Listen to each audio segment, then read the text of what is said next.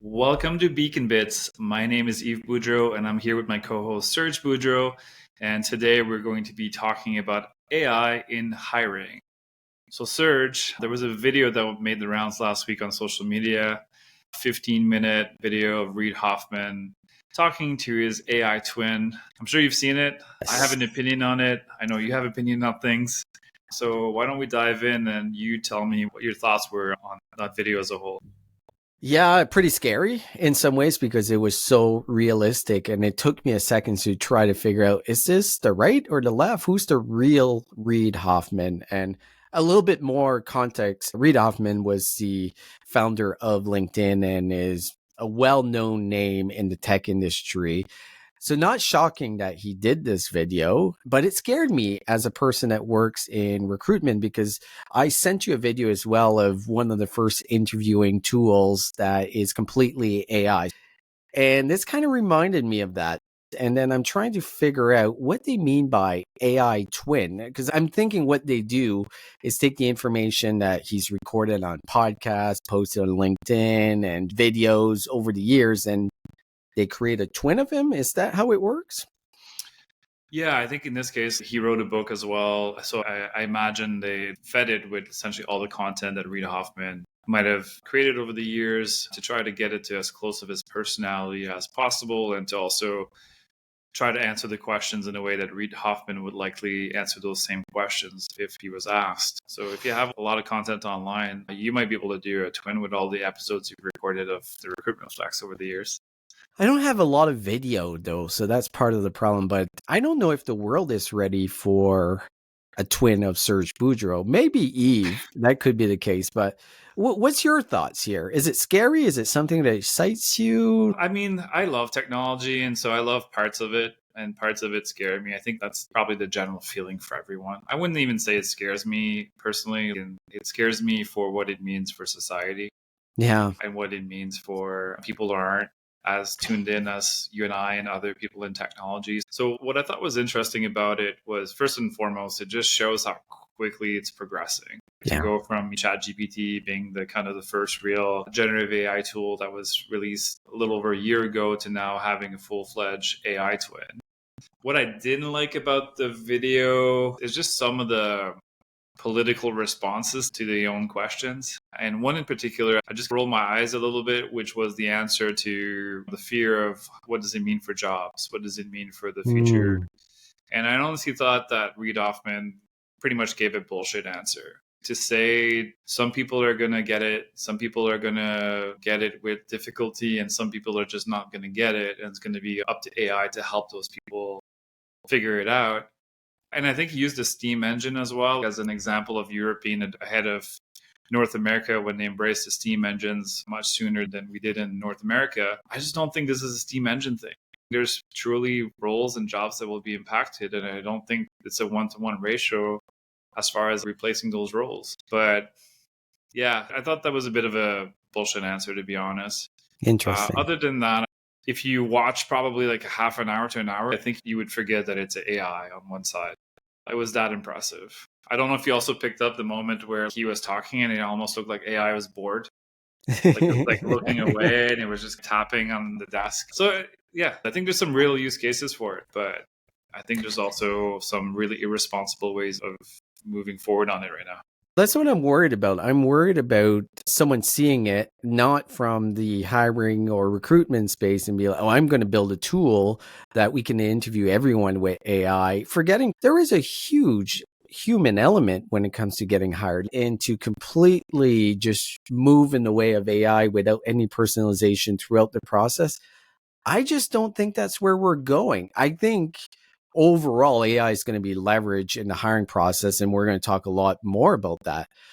But the human's never going to go away. And to your concern about what's going to happen to jobs and how many jobs are going to be replaced, I still think it's too early.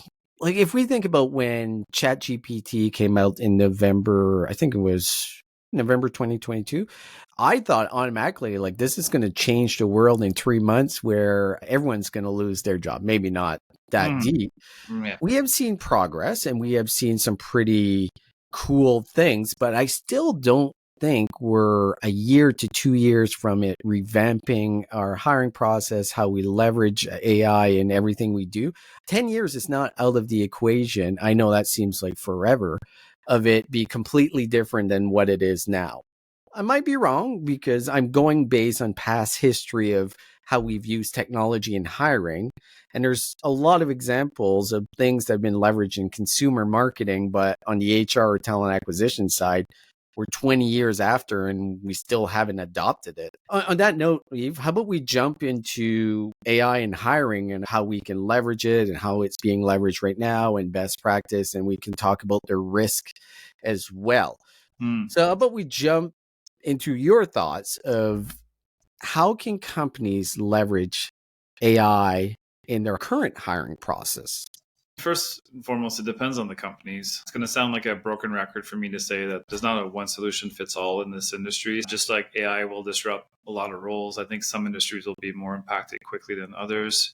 For me, I would like to see AI being used to remove some of the repetitive process that doesn't impact the decision making at the end of the day, right? Yeah. Things like being able to send a courtesy notice to someone who applied for a role who's not a good fit, or to be able to even provide feedback on what the gaps were or things like that. But things that don't necessarily impact the decision making process would be, in my opinion, the first step of utilizing AI. But there are some things I think that inefficiencies within the hiring process that can exist today that doesn't tell you whether this is a good candidate or a bad candidate for your role. But here are things to pay attention to. Here are things to have a look at, perhaps even summarizing the resume visually in some ways or doing that first pass, because especially high volume recruiters spend about 3-4 seconds on that initial resume to just quickly glance and do an initial assessment. So is there anything that we can do in that little window of 3, 4, 5 seconds or even 10 seconds on the higher end of it to say, okay, here are the highlights of this individual? And then perhaps there are things that don't get lost in bad resumes or don't get lost in poorly formatted resumes. I think that's the starting point, but I still have concerns over the amount of biasness that exists even with AI today. I think there's a path where it's not as much of a concern in the future, but right now I'd be concerned about anything that tells you like, hey, Serge would be a great hire for your role as VP of sales. Yeah, and this is where I think a lot of companies are not sure where to start. And there's a lot of startups in the HR tech space that are trying to create AI tools for everything, for matching, for assessing. And that's not new. Like, let's not forget candidate matching. There's companies in 2017 that launched products that were designed to do this. The biggest possible opportunity is it's doing the crap work that recruiters don't like doing, or some do, but they probably shouldn't be doing it. It's automating that scheduling of interviews. That is extremely painful for everyone. If you're a small business, creating a job ad from scratch is an extremely painful thing to do. And there's some great tools, and Career Beacon has a great job description generator. It works well. And we're seeing them built into ATS, and this is a very common one. But it's a massive time helper, especially if you're at a very small company, you've never had job description. It's a good place to start. I do advise in anything that you're leveraging when it comes to AI generative content is you should be reviewing it and adjusting it and personalizing. But aside from there, it's a great place to start. And there is companies that do it differently. There's a ton of companies out there that are doing the matching or doing some different type of scoring. The one company that I think is the coolest is Paradox, because they're not looking at matching at all. They're not looking at giving any score. They're just making the process way smoother, leveraging an AI chatbot that has been trained for decades, right? Which they've seen a lot of success. McDonald's is leveraging them. So a candidate can go through the whole hiring process and not realize they were talking to an AI chatbot. It's that good. You mentioned a couple of things as far as what the potential risk, and leveraging AI can create some biases. There is a lot of eyeballs on it right now with the EEOC in the US recently went after Workday, saying if you're doing anything that is scoring, you're basically acting as an employment firm and you have to follow the same regulations when it comes to candidate selections. No one thinks that case is actually going to go true. It's going to get dismissed, but they're just firing a warning shot out there to all the big companies. Like, you better have your ducks in an order because we're coming. We have eyes on this, which should concern a lot of startups in this space, in my opinion. Again, it's one of those things that I think everyone's trying to figure out what will be the policies around it. Europe is trying, they've recently updated their GDPR to address some of the AI functions within tools and the way the data is being used and the sensitivity of the data. But every new technology goes through these processes where the biggest companies that are using it are the first ones to get flagged because, as you said, Yeah. they're using them to make an example.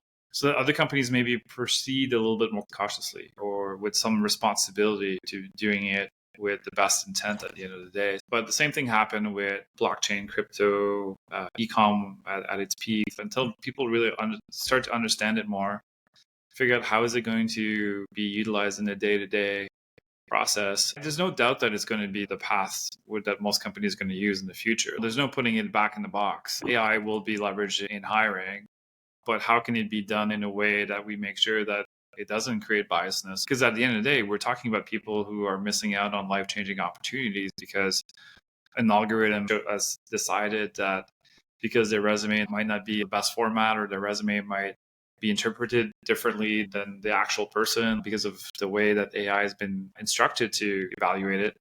But I do think that the technology of the last 10 years was mostly crap. We explored our own scoring mechanisms and we quickly trashed it because there was just no way for us to feel confident that it was being fair to evaluate. It was okay for evaluating the ones that were really off, but the middle part, which made up most of the people in that gray area, it was terrible. So we decided to scrap it because we would not have the credibility. So I think AI will be way better than the matching technologies of the last 10 years, but I think it'll take time for it to get there. The other thing too about AI matching, it's also the people. It's going to sound like trivial to say, but if your instructions to your AI platform is find me 10 other surges because he's good and he knows his stuff and he's great to work with and he's got the experience, then that's when biasness happens. Because as an organization, you're like, okay, give me less of Eve and more of Serge. It doesn't necessarily mean you're going to build the right company. But if you're telling me, here's what I have as a composition on the team today, here are the skill sets that we have, here are the individuals and the personality traits and all of those things, help me identify those gaps and address those gaps with the next individuals we bring in the organization, then AI at that point may actually serve the purpose that it's intended for. Yeah, I agree. And what was really interesting is when I read The Algorithm, the book by Hilke Schellman, it gave some really specific examples of where this went sideways. There's a big risk for companies that are going to be leveraging AI tool because until it's tested in court, it's the end user's problem, right? So say you're running a company, you're leveraging an AI tool to do some matching, something goes wrong, you're the one being held liable. So this puts a lot of concerns, especially if you're running a small to mid-sized firm. Like, you can't do a full assessment on their algorithm in the back. Like, you don't have the skill set internally to be able to do that. Yeah, the small businesses in general, even today, are always under-equipped for a lot of HR practices in general. How many small businesses have even employee manuals? And so if you think about, in some ways, maybe employee manuals is actually a good one for that AI can help generate for companies. 100%. Good idea there for someone who wants to build another AI product. But the small businesses, they're not the ones that are going to be in the crossfires of these, but they are going to go along because they're not going to know any better as well. So like a lot of organizations aren't going to understand what makes a biased decision, right? Because they don't have someone in the organization thinking about those things, thinking about how their hiring decisions impact the company, the culture. Yeah, so small businesses could benefit if AI actually gets to the point where it can handle biasness better than it does today, which I think it will. I actually feel strongly about it, that it will eventually, to some degree. Better, not saying great, but better than what it is now. Well, I think for small business, this is where the candidate scheduling, the job description generator, all this stuff, that is like having an additional admin person internally instead of hiring one. Great. But I agree on the matching itself. they're not ready, and I don't think the technology is ready at the level that we need it. But you have all the tools that help you along the process, as you mentioned earlier, like creating the job posting, getting candidates, scheduling the interviews, even the interview note taking and transcripts of those interviews afterwards. You're creating more time for you to actually spend time doing a human evaluation of the person that's applying for your job and making that decision based on all the data points that you collected along the process, not necessarily just AI. But there's also a ton of value just triaging that needs to happen, because there is a lot of people applying for jobs that they're not even nearly qualified for. There's a ton of volume there. So to me, I don't want to be an asshole, but that's just distraction and noise for a lot of employers, because you have someone who's just like spray and praying. And so I think there's valued use cases there. I'm glad you brought that up, because I'm curious how you feel about candidates leveraging AI to apply to hundreds, if not thousands, a job a day. What's your take there? Because that's hard. That's hard for employers. Yeah, it kind of goes back to, if anyone's familiar with like email outreach, right? Like email spam, everyone gets it. Yeah. It doesn't work well. Like you're just sending out emails to unqualified leads you're just desperately trying to get in front of.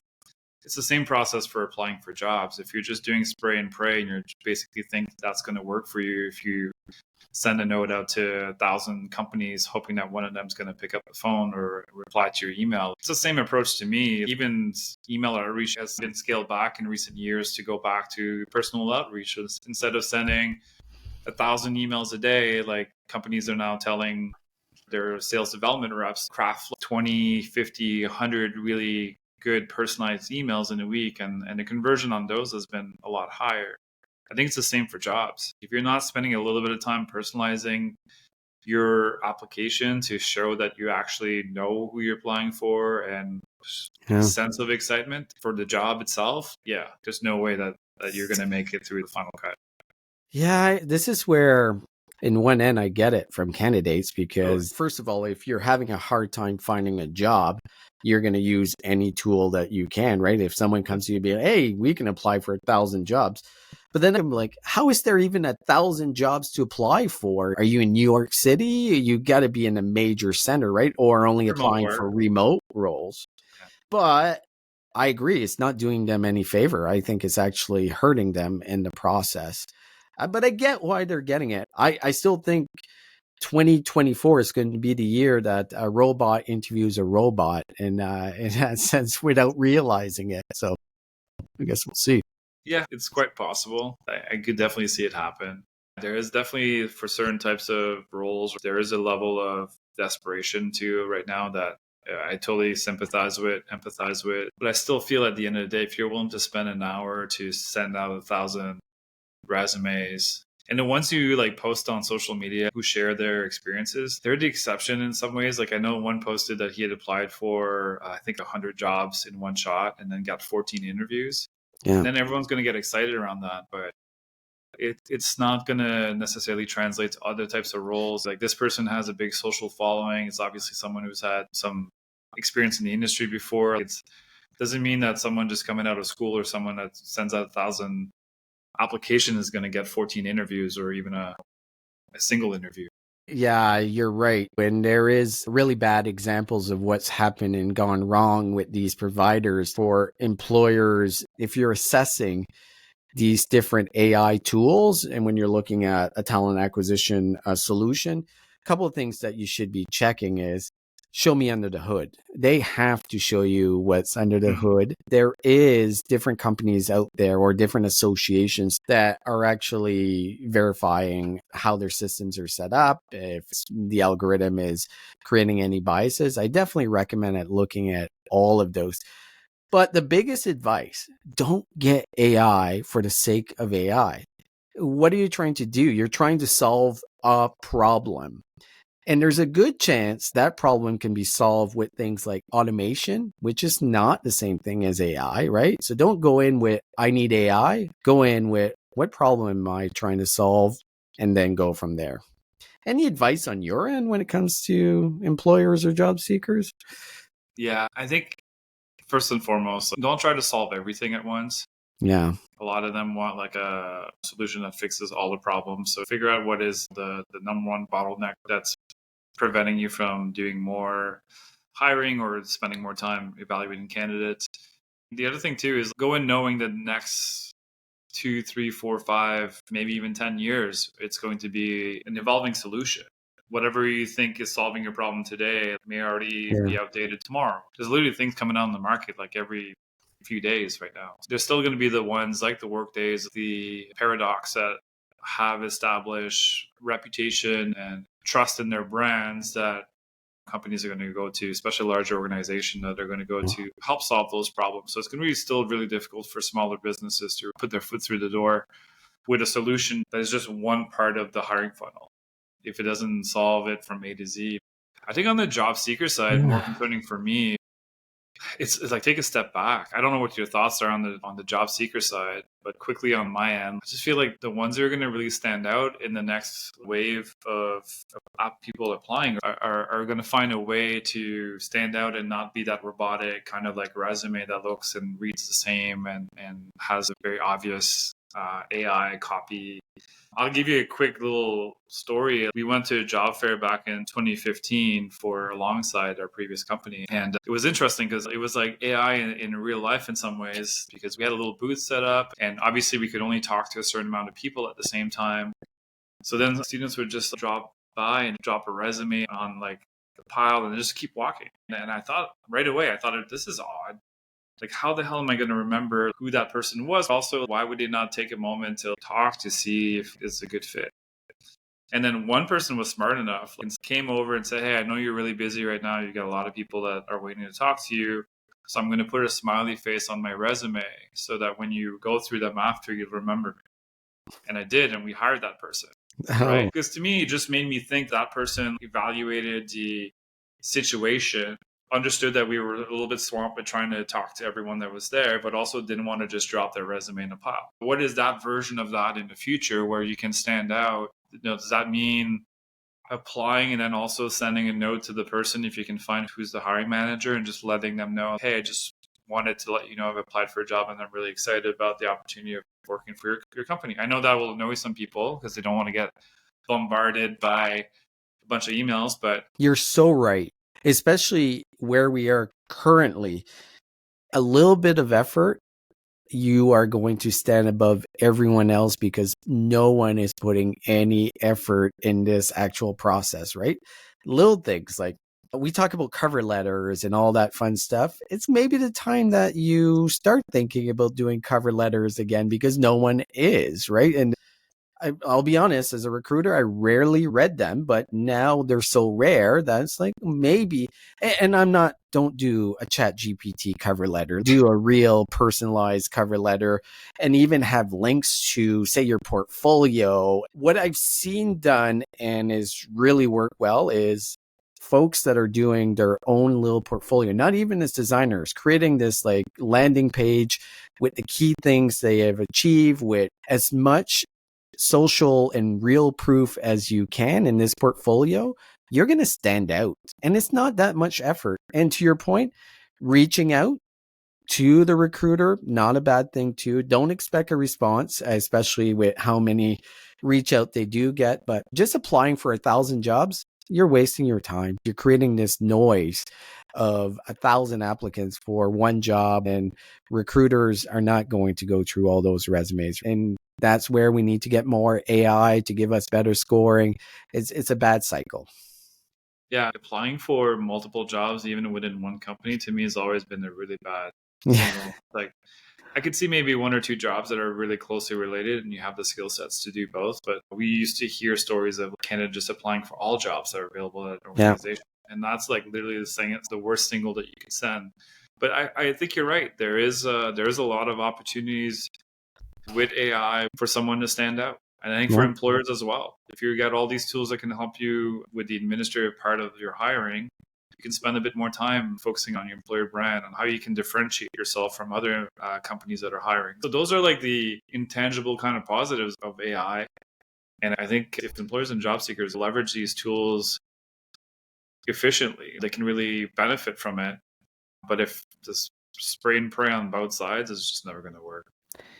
Nope. And you're right. There's an opportunity for both sides. And on the recruiter side or the talent acquisition side, this is where you can bring up your game. That personalization brings it to the next level. If you can have a lot of those tasks automated and your recruiters are really focused on hiring managers and the candidates, changes the game. But how about we end it on this? A lot of recruiters are worried that AI is going to replace them. Do you think AI is going to replace recruiters? I think it's going to replace the bad ones. Yes. And there's a lot of bad ones. I hate to say that.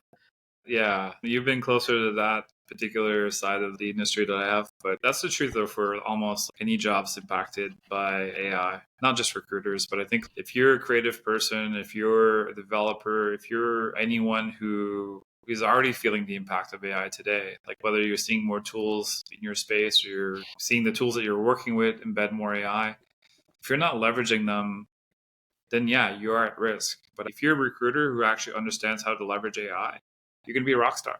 There's going to be tons of opportunities, not just within the company you're working at now, but you're going to be really sought after. But if you're still trying to do everything with Excel spreadsheets today and you haven't even made the leap to like some form of automation tools at this point in 2024, then you probably have some catching up to do. Overall, I think AI in hiring is going to help. I just don't think it's going to happen in the scale or the level that we think it's going to happen in the next 5 years. It's coming and it's moving really quickly. So, do you think 5 years is too long? Do you think it's going to have a dramatic impact in the next year per se? I think 5 years feels like the right window, but you look at the video that we talked about earlier in the podcast, Yeah. the AI twin, that's a year and a half. So I think it is faster and everyone's adopting it to the point where AI is getting like, I love the technology and I love everything that's happening, but even I'm tired of mentioning AI here and AI there. Yeah. But it is happening. I think everyone has a responsibility to figure out what it means for them. Don't wait for your employer, your boss to tell you, like, hey, you need to start using this. If you have or if you want to prolong your career, you need to like be, what does it mean for me? Like, what does it mean Yeah. for the next 10, 15, 20 years and get ahead of it? If not, you're going to be left behind really quickly. Major And so change brings major opportunity in this case. I think so. The last thing I'll say about AI is you saw the warehouse robot that collapsed after 20 hours. You saw BMW announce their first humanoid robots that are going to have in factories, Tesla as well.